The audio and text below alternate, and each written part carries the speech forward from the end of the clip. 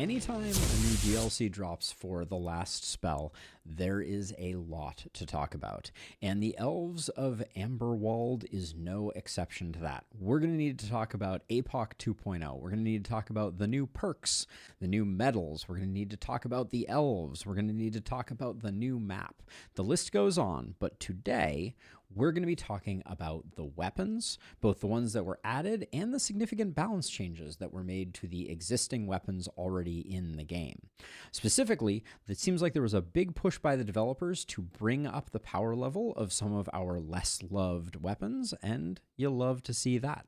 So without further ado, let's start out with the new weapons. And the first one we're going to talk about is Claws, a two-handed weapon that comes with 4 abilities: Tearing Grasp, Sharpen Claws, Shadow Step, and Piercing Claws. As with all DLC weapons, it also comes with a perk that your hero can get only by equipping this item. In this case, it is Feral Instinct, which every 3 isolated enemies hit activates Feral Instinct. While Feral Instinct is active, all claw attacks get multi-hit 3 and minus 40% damage. Whenever no isolated units are hit during a claw attack or at the start of the hero's turn, lose Feral Instinct. So essentially what this means is that by you attacking isolated enemies, you have the ability to essentially turn all of the abilities of Claws into multi-hit abilities. 40% damage feels like a bit punishing, especially in the early game, but in the later game when damage is pretty plentiful, 3 multi-hits starts to feel really scary. But let's talk through the abilities and explain a little bit of how I imagine Feral Instincts playing out. So the first ability is Tearing Grasp. Costs 1 AP, does moderate damage, has a relatively low range, 1 to 2, hits 2 targets, and can be used 4 times per turn. This feels like, on face value, probably the way you might enable Feral Instincts. Use a couple of Tearing Grasps to get yourself into the multi-hit mode and then go a bit crazy. The one thing that I will say that is a little funky is the primary attack here is the center dot, and then hitting F toggles between left and right, which is a little bit to wrap your mind around. So far, I found the Claw's primary attack to be a little awkward to use. The second ability on the Claws is Sharpen Claws. For 1, it gives you a self-only buff that can be used twice per turn that increases your physical damage for 2 turns and increases your reliability. One thing that was not changed as part of this DLC is that reliability still doesn't feel like it's terribly useful. But I will say that the physical damage is very interesting. You couple this with Blessing, and you are stacking a lot of physical damage very, very quickly with Claws. So an interesting complement to, or an interesting physical equivalent to what you're getting from the two-handed axe in terms of raw damage. The next ability is Shadow Step. Shadow Step costs 1 AP, 1 mana, and 1 movement, and is a maneuver. So after you use it, you will end up on the other end of that maneuver. It is range modifiable, can be used twice per turn, and has a healthy dose of isolation associated with it as well. This feels like it could be a very, very powerful maneuver and could be amazing for enabling things like momentum builds and a few other things, and also just a great complement for less mobile things. Claws might be a great pair with a spear just to get you into the right position for those big attacks. The final ability that we have here is Piercing Claws for 2 AP and 4 mana. It's doing a significant amount of damage, orthogonally range modifiable up to 5 tiles away. It's hitting in the Mighty Ducks Flying V formation up to 5 targets. The thing that I will note that I think is interesting is you are going to be spending, at least with this weapon, a minimum of 2 AP to set up and get Feral Instincts procced, and then you'll spend another however many AP using Feral Instincts. Piercing Claws could be used to, on your first action, enable Feral Instinct, but then you wouldn't have it for your later multi-hit, or you could use 1 Tearing Grasp to get 2 isolated targets, and then a Shadow Step to get a third one, for instance. One important note about Shadow Steps, I was very hopeful that the maneuver would allow you to chain. So essentially, the first multi-hit of Shadow Step would hit something, and then the second use of the multi-hit of Shadow Step would allow you to chain further. It doesn't work that way. All 3 Shadow Steps need to be confined within the same radius as the initial action. I haven't tested the way that moves you in terms of momentum, but multi-hit Shadow Step may still be an incredible way to build up some momentum for heroes. We'll need to play with that. Also of note, there is a new medal that allows you to get momentum on non-momentum abilities, which is going to be very, very interesting to play with. Moving on to the ranged weapon from the new set of weapons, we have the Boomerang, which has precise targeting, crescent swing, and painful spin. The perk associated with the Boomerang is Strong Throw. Whenever a Boomerang attack is cast, automatically cast Ricochet on the closest stunned enemy within range of 9 with a base damage equal to 50 plus 140% of the hero's stun chance. If Painful Spin is cast, automatically cast Ricochet a second time. And Ricochet is a moderate damage 9 rain propagation ability that by standard hits 2 targets and has vision. This is very interesting, and we'll talk a bit more about it as we go, but it's curious to see something that scales off of your stun chance. I think that limits how big your ricochets can actually get, which might be a bit of a downside, but also just really interesting that now we have something that will passively be killing stunned enemies as you're using your Boomerang. But let's talk through the abilities really quickly. The first is Precise Targeting. Borrowing a page from the playbook of the hand crossbow, Precise Targeting is a multi-hit 3 for 2 AP that hits up to 9 tiles away and can be used 3 times per turn. Very interesting. The 2 AP is a bit of a hamstring compared to, say, the hand crossbow, but still, you might be getting this with a sidecar of propagation attacks going off.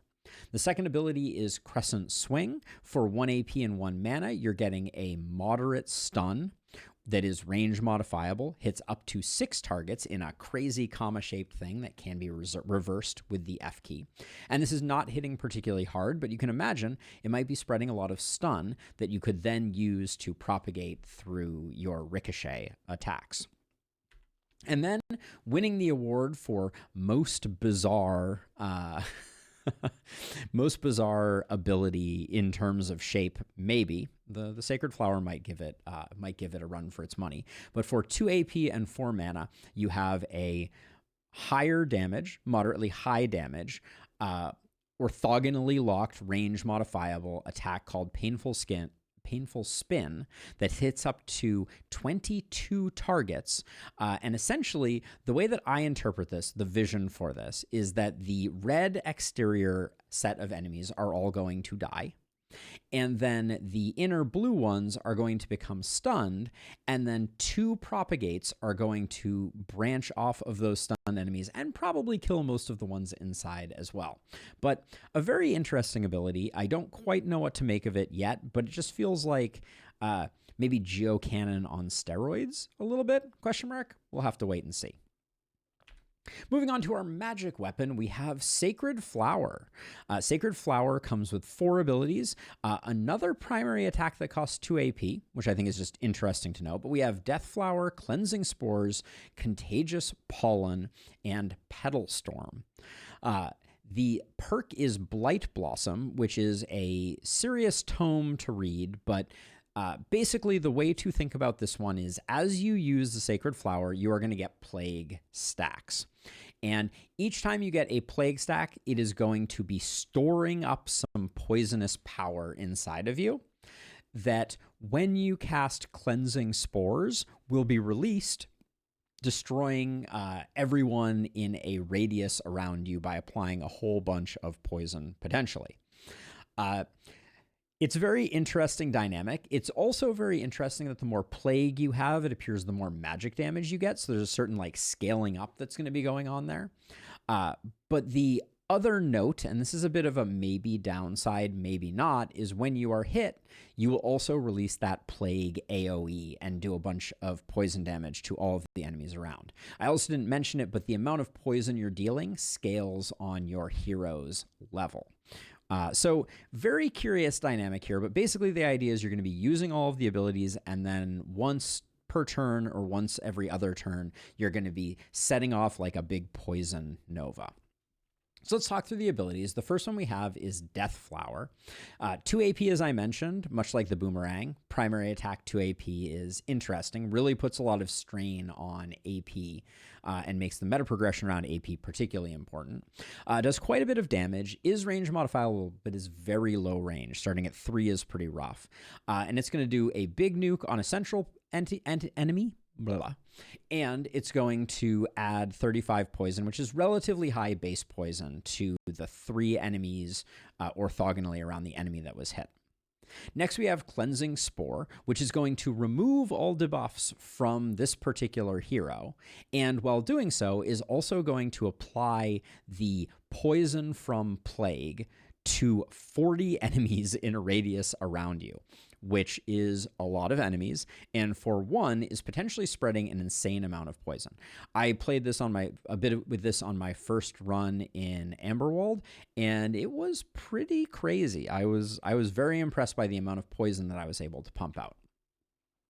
Next up, we have Contagious Pollen, which is 1 AP and 2 mana, and it has a stunning entrance vibe where it's doing a bunch of damage, is range modifiable at 1 to 5, and is going to be the first weapon to have a source of contagion that is not grounded in a perk. So you can get contagion on a hero that does not have any of the poison perk trees, and this has follow. So you're going to cast it, and you're going to end up, if you kill the thing that you cast it on, where you landed, and it can be used 3 times per turn. So very interesting ability, maybe a little mana heavy, but I think the Sacred Flower is generally a pretty mana heavy thing. It paired super well in my experience with a mana crystal.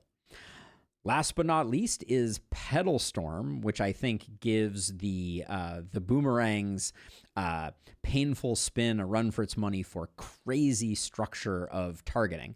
But Petal Storm does a relatively high amount of damage in melee range on 18 targets in 2 spirals, almost like a double helix emanating from the enemy.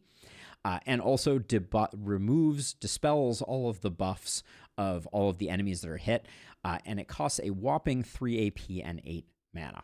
Pretty insane, all things considered. This is a very interesting one. One of the things that I will note is that the prevalence of contagion on a hero that, say, has like the poison tree means that this is significantly better than some of the other strangely targeted things, because you're going to be spreading poison to all of the enemies that are not immediately hit by this. So very, very interesting. I personally think that Sacred Flower is a front runner for strongest of the 3 weapons, but Boomerang is also quite interesting. Of note, I haven't had it happen to me yet, but apparently Boomerang is excellent at killing your own heroes as well. So that'll be a fun one to run into at some point in the future, I'm sure. But that was the 3 main weapons that were added as part of the DLC. You have to buy the DLC in order to get access to them. But a tradition that I laud Ishtar for every chance I get is that they also took time to make improvements to the base game that everyone who has bought the last spell will get access to, which is it's a brilliant business model. Your diehard fans who are going to buy your DLCs are going to fund the continued development of what is an amazing base game as well. So Ishtar made a bunch of balance changes that we're going to run through now. We're going to be going physical range and then magic, relatively alphabetically, no particular order here. The axe gets a damage buff to its base damage. Pretty modest damage buff, but I think all the lawnmower men out there are going to be really happy to see both the min and max damage going up. Similarly, the Great Axe has become even less reliable because its max damage has gone up while its minimum has remained the same. And Rage has gotten an interesting buff and debuff combo here, where Rage will now give you more damage, 30% scaling up to 40% at level 5, but the debuff that will come along with it is 10% worse than it used to be, so significant debuff to resistance. I could see if you're getting beat on that being a pretty big difference. Using Rage twice is going to be minus 40 resist, and we know how bad that can be from personal experience of blowing up some bosses. Next up, we have the one-handed hammer, which got a whopping massive increase to both base and max damage, and Stomp got a relatively huge 50% increase in terms of the primary tile damage. So Stomp is now definitely going to murder the center of the stomp and then stun all of the ones surrounding it.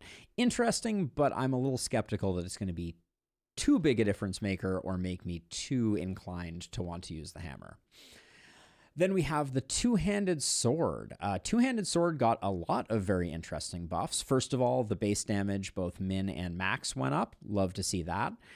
Second, the first skill Slash now grants movement, something that I was hoping we would see on the rifle's second ability, but we didn't. And the fourth skill, Sword Blast, not how swords work, but maybe how they should, has seen a reduction in its mana cost going from 3 to 1, and 2 of that being shifted over to movement. So 2 AP, 2 movement, 1 mana now. And Sword Blast now has the distinction of being the only area effect momentum attack. No, technically not true. It is the most targets for a momentum attack, but I guess Rush on the spear already had the distinction of being a 2-target momentum attack. But nonetheless, it sees a 10% momentum, which is pretty dang good for something that's going to be hitting 6 targets. And unsurprisingly, it sees a 25% decrease in damage associated with that. So it will be scaling a little less powerfully. Looking at this, I think the sword could be interesting on some momentum builds now, which I think is pretty cool, although I put a lot of value in 1 AP momentum attacks, and the two-handed sword now still has a 1 AP momentum attack, but has a lot of 2 AP abilities too, which I'm not sure is going to necessarily balance out. But it's interesting. I'll be curious to try it. I also think that Sword Blast is going to fit a weird niche, simply because I generally think of Boom as being a requisite for momentum heroes. They have it a wave clear. Maybe Sword Blast makes that not as hard a requirement. Maybe in times where we don't have Boom, instead we can take a two-handed sword, and at 1 mana, Sword Blast feels like a real steal to hit 6 potential enemies and blow them up. Moving on to the crossbow. Very interesting change here. First of all, the min and max damage both got a nice bump. But second, Straight Shot got a debuff to resistance. So at level 5, the crossbow will now, every time you hit, debuff resistance by 10%, which is very, very interesting. I don't know if this will change the way that I play with crossbow, but once we talk about longbow, crossbow might be an interesting combo. But first, let's talk about hand crossbow, the other crossbow. This is the one notable nerf, extremely deserved, so I'm not going to be the one to complain about it. But we have Quick Shot, the first skill, has 1 less use. I am embarrassed to say I played an entire run of Amberwald and did not notice this, which is to say that I don't think it's that impactful. The hand crossbow is still cuckoo bananas. You heard it here first. And then second, Slow Death has been increased to 3 uses per turn with slightly less of a movement debuff, but lasting slightly longer. I should have made the 3 turns green there. So what does this mean? From my perspective, this firmly solidifies hand crossbow as the sadist weapon above all others. The number of debuffs and the frequency with which you can use them means that this is going to be incredible for stacking up contagion and slightly weaker because of the lack of quick shots. But overall, I think this is an interesting differentiation, and I dig it. I think that it's a good set of changes, although overall maybe a slight decrease in power level. The -1 move versus -2 move is going to be a little spicy to deal with. It's going to make it slightly harder to immobilize those multiple bulkies on a given side. But overall, solid change here. Next, the longbow. Biggest facelift of the patch by a mile. The longbow sees a moderate increase to minimum and maximum damage. One additional use of long shot, which is amazing. We need more abilities on the longbow that do not cost mana. That was always my complaint, was if you only had a longbow, you were just spending oodles and oodles of mana. Watch Out gets an accuracy buff up to 25% at level 5. I struggle to imagine a world in which I'm super excited to use Watch Out. I'm still probably going to be primarily using it for the dodge as opposed to the other way around, but interesting. Snipe Shot is the big glow up here. So you can now Snipe Shot 3 times. It now costs 1 AP, 1 move, and 1 mana, and now has a max range of 18, which is by far the longest range of any attack in the game. I believe, citation needed. Maybe Mortar on the cannon is up there too, but I don't think it's at 18. And then last but not least, Arctic Blast gets an increase to its stun chance. I think this really solidifies Longbow as being a pretty incredible watchtower weapon, and I think that there is a world where this coupled with, say, like manual control could make for some really interesting like camper sniper types of builds. We'll see if it holds up. We're going to need to play with the longbow a bit to really get a feel for how well it's working. The rifle gets a solid damage increase to both min and max damage. Not much to say there, but I think it's only beneficial. That causes all of its skills to increase, which is quite nice. Short bow, similarly, min and max base damage are going up, and now tight volley is -3 movement, putting it in contention for another great wave stopper type of ability. I have historically found the rifle to be significantly better if I'm really going for wave stopping. And tight volley, if your hero has scaled hardly at all, is probably going to be killing, so you're probably not getting that much value out of it. But I could see it being useful for slowing down some bulkies or those types of things. I think if you're going to put move on it, -3 move is a good place to be. Next, we have the Druidic Staff. The developers are telling us without hesitation and in an unblinking and unflinching fashion that they really want us to use Acid Spray, and I'm definitely still not going to use Acid Spray. It now reduces armor significantly more and reduces dodge significantly more. I think I'll go on record at this point as saying at the cost of Acid Spray, if it completely removed armor and completely removed dodge, I am not convinced that I would use it still. So I think it still needs a little spicy something extra. I'm not sure what it is, but I don't think this is it. And then the last change of the patch is on Orb. Orb gets a pretty decent increase to base damage, percentage-wise. I didn't compute it out. But the real things to write home about is Putrid Ball is getting a massive increase to damage on its primary target, going from 1.25 to 2x. But the headlining feature has to be Death Ray, which is going from a 2x damage modifier to a freaking 4x damage modifier. That is some monster numbers right there. So it's going to be very interesting. I could see Orb turning into a heavy hitter, nice isolation weapon. Might pair well with Claws, just because I believe you can get isolated attacks from either the Claws or from other things. Citation needed on that one. We'll need to do some science. But that right there, that's your balance changes plus your new weapons.